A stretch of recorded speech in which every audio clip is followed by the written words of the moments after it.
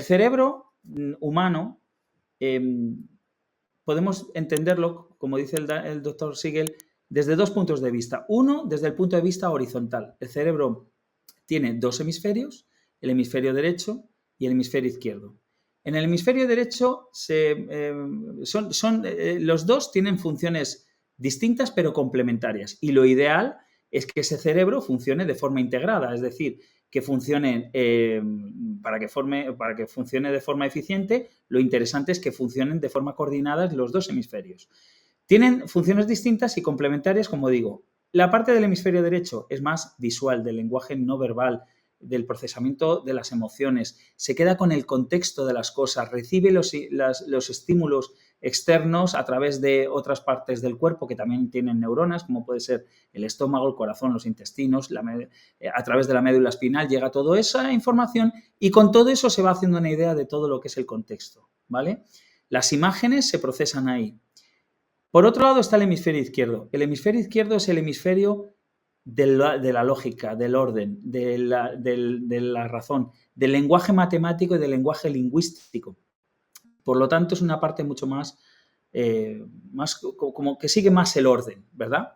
¿Qué es lo que sucede con los niños? Los niños tienen muy evolucionada la parte del hemisferio derecho, es decir, la del lenguaje no verbal, el procesamiento de las emociones, el contexto, todo lo que hemos dicho, y sin embargo tienen menos desarrollado el hemisferio izquierdo, es decir, ese que es más lógico, más lineal, más del orden, más del lenguaje lingüístico, matemático, etcétera, ¿no? ¿Qué es lo que sucede cuando un niño, hay algo muy interesante también, y es que para que se produzca esa coordinación y ese trabajo conjunto de los dos hemisferios, existe una parte del cerebro que se llama el cuerpo calloso, que lo que hace, que son unas fibras, que lo que hacen es conectar los dos hemisferios, es decir, permite las conexiones neuronales y que pase la información de un lado a otro. ¿Qué es lo que sucede con los niños? Primero, que esa parte del cuerpo calloso la tienen muy poco desarrollado. Por cierto, los hombres la tenemos un 30% menos desarrollada que las mujeres. Sin acritud. Ahora entendemos muchas cosas. Dos, como decía, la parte del hemisferio derecho es la parte que más evolucionada y más desarrollada tienen los niños. Sin embargo, el izquierdo lo tiene menos desarrollado. Si juntamos estas dos variables, lo que nos estamos dando cuenta es de que los niños se quedan con lo que les hacemos sentir y no tanto con lo que les decimos. Cuando un niño está sintiendo algo, está queriendo expresar algo, está funcionándole ese hemisferio derecho y sin embargo no es capaz de poner nombre, verbalizar todas esas sensaciones que está teniendo, esas emociones, y no es capaz de transmitirlas, el niño se frustra y por lo tanto se producen muchas de las rabietas, ¿no? Esto ahora entenderéis muchas de las cosas que suceden con vuestros hijos. Bueno, esto es muy interesante y explica a nivel más científico, y yo creo que es algo muy sencillo que podemos entender los papás que estamos aquí, ese funcionamiento que hace que nuestros hijos en muchas ocasiones, en edades tempranas, tengan esas rabietas o bueno, esos conflictos con nosotros o con otros niños que a veces no podemos entender y que simplemente tienen esta explicación más fisiológica, ¿vale? Desde un punto de vista vertical, hablamos de otro punto de vista que habla el doctor Siegel en su libro El cerebro del niño. ¿Qué es lo que sucede? Pues que tenemos como si fuese dos cerebros, ¿no? El cerebro inferior, donde es la parte más ancestral de nuestro cerebro, es la parte del tronco encefálico, que es la parte que une el cerebro con la médula espinal. Ahí se concentran las funciones vitales, las funciones que nos hacen vivir, es decir, la sudoración, el latido, la frecuencia cardíaca, la temperatura corporal, no sé, el pestañeo, los ciclos del sueño y el sistema de alertas del cerebro, ese que nos va a hacer sobrevivir en situaciones de peligro. Muy unido a este tronco encefálico, este cerebro más reptiliano, más antiguo, está la parte del sistema límbico, que también estaría dentro de lo que él denomina el cerebro inferior.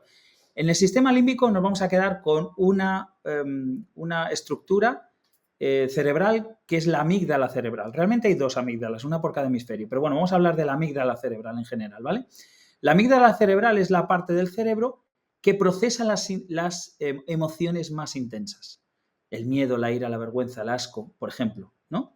Esas que además nos van a hacer sobrevivir. Y además se aloja en esa amígdala cerebral la parte de la memoria implícita. Luego hablaremos de ello. ¿Qué es lo que sucede cuando hay una situación de tensión que supone o que entiende nuestro cerebro que puede ser una amenaza? Pues que la amígdala cerebral toma el control y no permite que la parte superior del cerebro, de la cual ahora hablaremos, procese el pensamiento y la razón, ¿vale?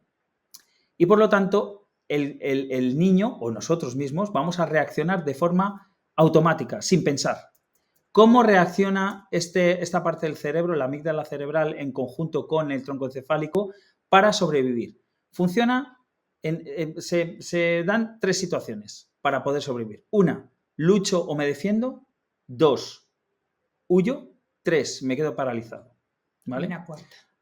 Hay una cuarta, pero bueno, a mí es que me gusta mucho la cuarta. Sí. Al principio me daba cosa, pero ahora ya me gusta. Cuéntala. La cuarta situación que se puede dar cuando el cerebro entiende que el peligro es tan inminente y tan mortal, lo que hace es que se desconecta, es decir, nos desmañamos y nos preparamos para la muerte.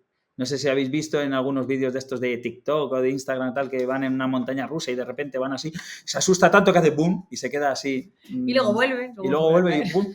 Bueno, pues eso es porque el cerebro lo que está haciendo es que entiende que la amenaza es tan grande. ¿Has visto? Sí, muy coordinado, ¿no? Sí.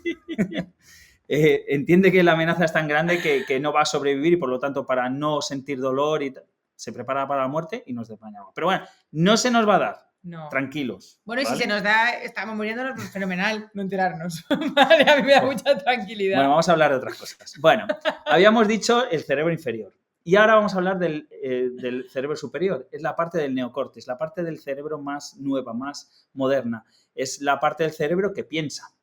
Y más concretamente vamos a hablar de la corteza prefrontal, que es la parte que tenemos detrás de las órbitas de los ojos, en esta parte de aquí.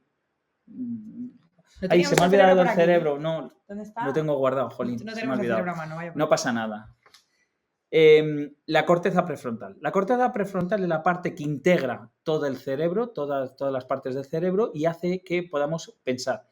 Es donde residen las funciones ejecutivas, las de actuar, las de pensar, razonar, planificar, resolver, la gestión de las reacciones ante las emociones, el pensamiento ético y moral.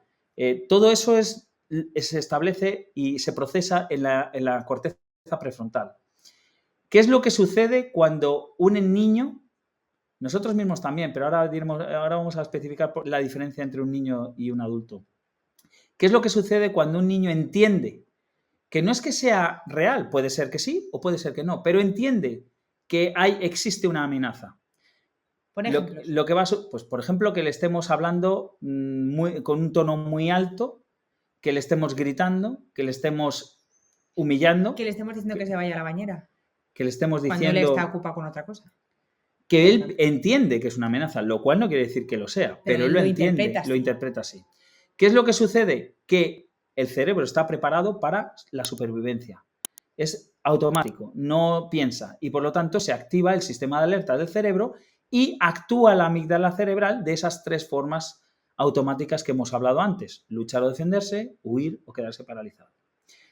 En ese momento, en la corteza prefrontal, la parte del neocórtex que piensa y que puede tomar decisiones correctas, está desactivada. Predomina sobre esa corteza prefrontal la amígdala cerebral, porque está tan bien pensado el cerebro que lo que va a priorizar es la supervivencia por encima de cualquier otra cosa. ¿Qué es lo que sucede? Pues que cuando nosotros estamos gritando a un niño, cuando nosotros estamos con nuestra lenguaje no verbal, muchas veces, ni siquiera con el tono de voz o diciéndoles cosas demasiado irrespetuosas. Cuando les negamos. Cuando les decimos el no por sistema. Algo.